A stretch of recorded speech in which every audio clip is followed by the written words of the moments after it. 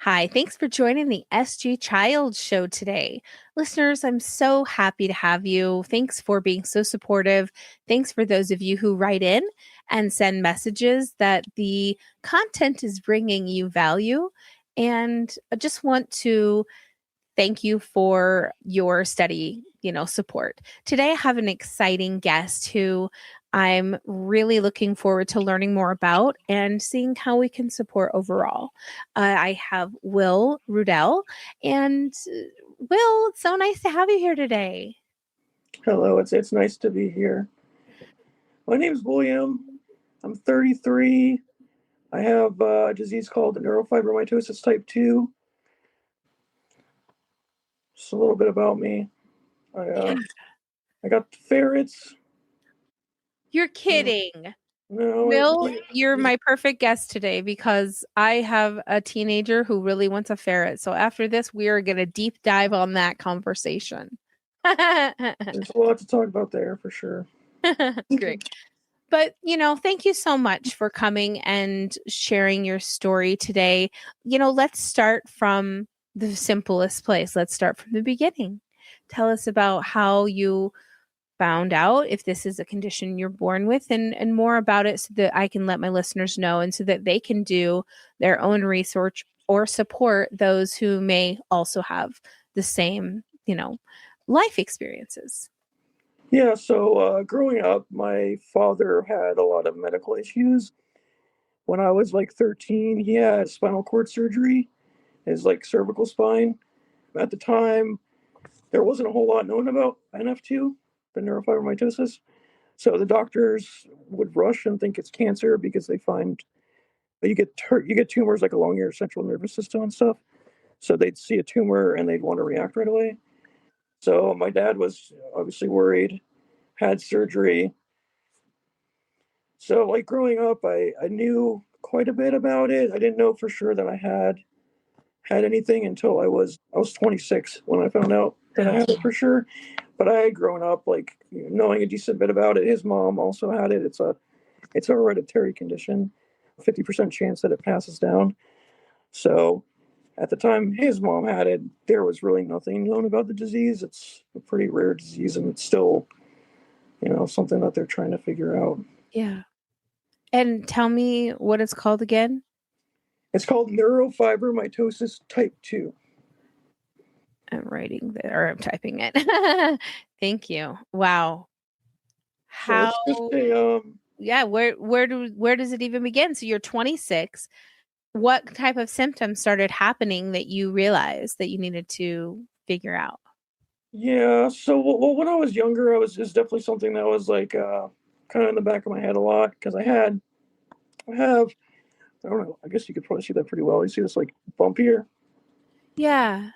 I have some tumors like around, and so it's a pretty big sign that I probably had it. I mean, it could have been something else, but Mm. from like my teenage years, I was always kind of worried about it. So when I was 26, I had this like really weird migraine, and I was used to having headaches all the time, and I just kind of like freaked out and was thinking it was related to that.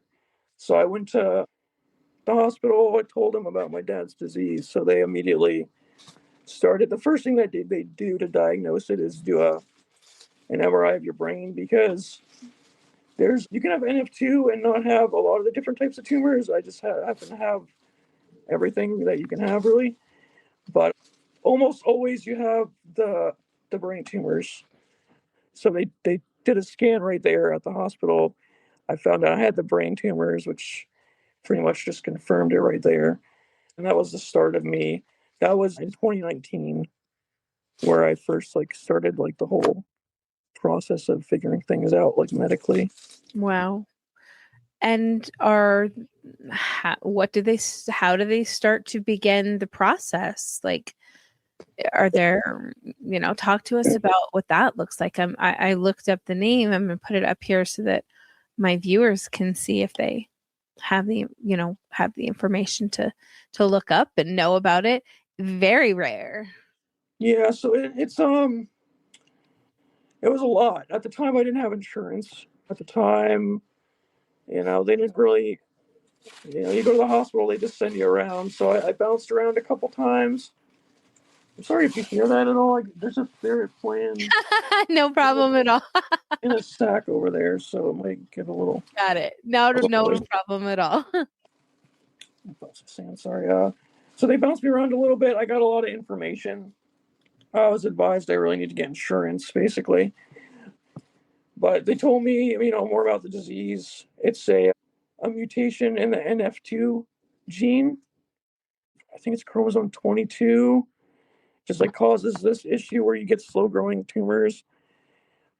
So they form at birth, but some of them don't like ever grow, and some of them it's just like it's really just luck, right? Like Yeah. I have a bunch of them in my spinal cord, and some of them I do scans like regularly, and they don't show any growth, and sometimes they do. But there's a lot of information at first, and eventually they set me up with. I go to Moffitt Cancer Center, even though it's not cancer. They have a whole program in Tampa here where they do research, and they have a whole team that takes care of like they're working around this disease and also NF1. So that was kind of the start of it. It took me about. I didn't really have. So I did find out that my issue with my head wasn't even related to the brain tumors or anything. Hmm. I think it was just sinus problems. It Oh, just was really bad. So I didn't really like rush to go over there. I waited. I got insurance, and eventually I just started having an issue with one of my fingers. And then I started going there regularly, and I've been going since 2019, like a lot. yeah. Wow, it sounds like a lot that you have to deal with. What type of symptoms do you suffer from in your daily life? So one of the first things, there's things I realized that I've had issues with that I didn't even realize until I got older and I had all these issues like my voice. I found out around 2020, 2021 that I have a paralyzed vocal cord because I have Okay. a tumor in my neck. It killed one of my nerves essentially. Yeah. Uh, so one of my vocal cords just doesn't open. And I've always had like kind of, my voice has been kind of weird, and I just thought I had a weird voice, and so that's something that's Makes you been affecting me for yeah. But one of the first things that happened when I really started going to Moffitt and doing the testing like regularly was I had a finger that would it just wouldn't like open all the way. Like I couldn't move it back on this hand.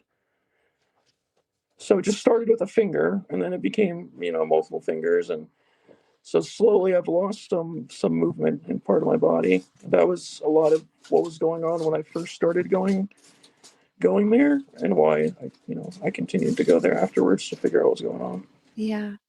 And you're pretty young. I mean, 26 is still really young in your beginning of your life to Yeah, kind I mean, I am 33 now, so I've been going through it for a bit. It was definitely a lot for a while. yeah. How have you learned to manage what you need to? What are your daily practices that you can help listeners that may, not know how to have a good day? What are the things that you could tell people to that you help yourself with your self-care? Like things that I don't know. I think it's important to have things that you're really passionate about to just like help motivate you to keep going on. I think everyone needs that. Definitely, the support system is huge. I have my wife. My wife's been. I don't know what I would have done without her because Yeah. she's between her and my brother. It's really all the family that I have right now. That's local anyway. I do have uncles that are out of state. My uncle also has been huge, and my aunt has been huge support. My uncle also has the disease. Okay. He lives in Maine, and he goes to doctors over in Boston. And I've seen one to get another opinion too, because he's got a big team over there too. But so I think support is huge, and just having things that you really are passionate about. Just I always am huge on things can always be worse. There's always, you know, Yeah. Yeah. And sometimes you learn about, just like today, other, people listening, learning what you're going through. They could be thinking, wow, things definitely could be worse. And it's just, we really have to honor and dignify each person's human experience and their journey. And so I love that we can chat today and learn more about this. What type of research and, care needs to happen, and how much is still unknown? A lot isn't known. I mean, there's no cure. They do a lot of research. Like I've signed a waiver a long time ago that they can, test my tumors that they remove or whatever. And they have a whole team there where they're doing that. I was on a trial drug that involved the doctor over at Boston, Mass. And so they're trying a lot of drugs that work with like certain cancers because like it's not cancer, but it's still the tumors. So they definitely try a lot of similar things. Like there are people that get radiation done for this and all kinds of stuff. I get infusions regularly over there, but it's just I don't know. It's a lot. It's a relatively new thing. They're trying all kinds of medications and stuff, and I don't know. They have a whole research team over there now that is pretty recent, specifically dealing with this for the last like, couple years. That's great. Do they have like a general website that I can put up that our viewers and listeners can go to learn more and to support? I'm sure that they have information on the disease on there. It's just Moffitt Cancer Center in Tampa. Okay. They have a huge website and everything. I'm sure they have information on the disease itself. And Yeah, absolutely. I was just looking up, looks like there might be like a out of the UK, like a page that talks about it a lot too. So, but it's always important, I think, that we bring these types of issues and discussions to the forefront, because a lot of times these invisible conditions and diseases go without so much acknowledgement and understanding for the community. And so just thank you so much for, sharing these types of things. So it sounds like, growing up, and you probably saw your dad struggle and go through things, and you weren't at the time maybe suffering as much. Did How did that relationship with you two is he still with us? If I hope you don't mind me asking. And if, how does it affect your lifespan? no, I don't mind you asking at all. So my father's not around anymore. He's been gone for almost 10 years now. Sorry. He trying to think. Sorry, I lost my train of thought a little bit there. No, I was just Uh, wondering if it affects your lifespan, if that was the cause, or no, it doesn't. It contributed, doesn't. maybe, right? It doesn't. So it's not something that affects you really when you're younger. So when I was younger, like maybe my voice was bothering me, maybe I had some little issues. But because you start out with the tumors, and it's like usually when you're in your 30s or 20s, you start developing more issues. Like I was like 28 when my left hand stopped working. Like I Oh, have nerve damage in my hand. I cannot move my wrist up at all. mm, I can't move my hands up. I can close it. I got the same issue with my left foot too, where I can lift my leg, but I can't lift my foot. yeah, So it's not something that bothered me when I was younger. My dad, he was told originally that he would never walk again when he had his surgery, but like I said, it was a different time yeah, where everyone thought he had cancer for a little bit. But he I don't know. I wish that I was more involved then. I mean, I was obviously a kid, and I just didn't really want to think about it because I was, anxious about it. And I mean, my dad did okay. He definitely did okay. Like he was able to do things he liked. He could drive, and he was on disability after the surgery, but yeah, he lived pretty happily. He had a heart attack. He was a smoker, like really yeah, bad his whole life. So they definitely think that was a big contributor. It's yeah. definitely never doesn't help when you already got other issues to be doing that. But the disease doesn't end your life earlier. It just causes Okay. it with the tumors in your brain. Like I have like my facial nerve is kind of messed up and stuff, like kind of deteriorate some things, but it's not really going to cause like just like it's not terminal, I guess. Yeah. But it does cause mobility issues. What types Hmm. of mobility like support do you need now that you suggest people might get early in finding out about it? So it's tough because it's different for everybody. I Sure. have issues. My Yeah. uncle's in his 60s, and he doesn't have some issues that I have, and I definitely don't have some issues that he has because obviously he's been, he's older and he's had more growth. But so it's hard to say. You can't really prepare. Yeah. But I do have. I mean, my last surgery, I had spinal cord surgery a year and a half ago. I had a walker for a little bit. I do have a wheelchair. I did use it a couple months ago for a concert because I can't Good. for that long. Yeah. But generally, I'm okay without it. I was going to get a cane. I have a tumor in, if you can see that, I've got tumors in my hand. Yeah. So using a cane is kind of tough. Sure. And I was going to get these removed so that I can try to be better about walking. And then I found out I have this other tumor that grew, and now I'm having surgery next month. But Wow. it's hard to prepare, but there are definitely things that you can always do. I mean, nothing. No, you're not going to overnight, wake up and not be able to.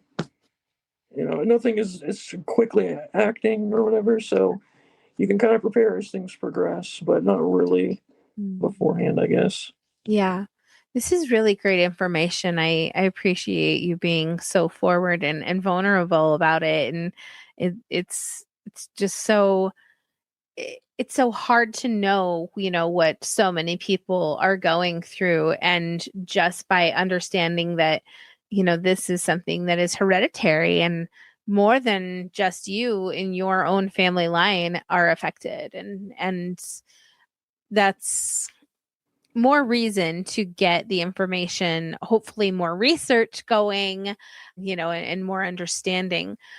Are there any, since it is a little bit more unknown, do they have like, you know, a day that they say awareness day for this or whatever? Maybe we'll rally them for that to get it more known. Yeah, I'm sorry. No, you're fine. I You know, got lost there for a second. sometimes they do like Autism Day or Attack I see. Awareness Day or things like that. So if they don't have a day for this, we need to make one. To be honest, I think that there is. My mom used to follow some of that stuff a little more. I think that maybe it's not an official thing, but I think there is a thing. I'm not certain. And how about support groups? Are you part of any support groups? Sounds like your mom may have been or known that there was a little bit more of support and out there. Are there groups that you know of that you might not just be a part of or anything or There definitely are. I went to a month ago. The center that I go to had like a little conference going over NF1, NF2, and you can kind of meet some other people that had it. right? My surgeon was there, did a presentation. My neurologist was there doing presentations. So there was people to meet in that way. There's definitely social like online communities. My mom was involved with a bunch of Facebook groups. Yeah. I never got involved in it. I mean, then I didn't really have as much going on. I was kind Yeah. of just like trying not to try not to go into it too much. I was kind of just trying to you know Yeah, of course. but there's groups for support out there. Good.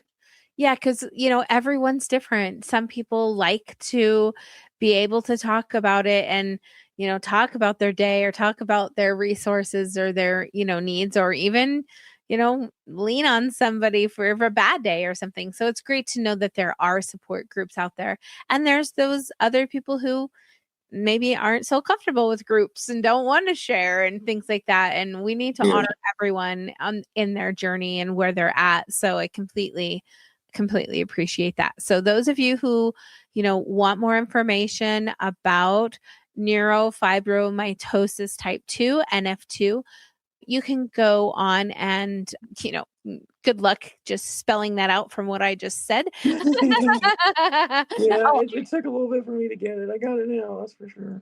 Yeah. So NF2 if you need to, and it sounds like NF1. What's the difference? Do you know that?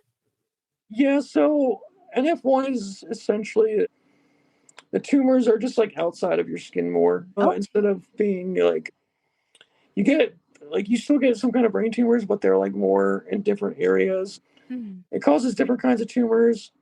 I'm not doing a great job of explaining it, but it's basically mostly outer tumors. They don't cause. Yeah, In some interesting. ways, it's not as bad, but I don't want to like make it sound like it's not bad because it has its own host of problems. You can get really big, massive tumors that take up your whole. I mean, your whole back. Like Yeah. you can have serious issues with it, but it generally is like a lot of it's like almost just like you know bumps on your skin that Yeah. cause mostly muscle issues and that kinds of Wow, stuff. It's interesting. not like internal, but they're both. Also, I didn't mention this before, just to throw it out there. I did get it from my father, but it is something that people get.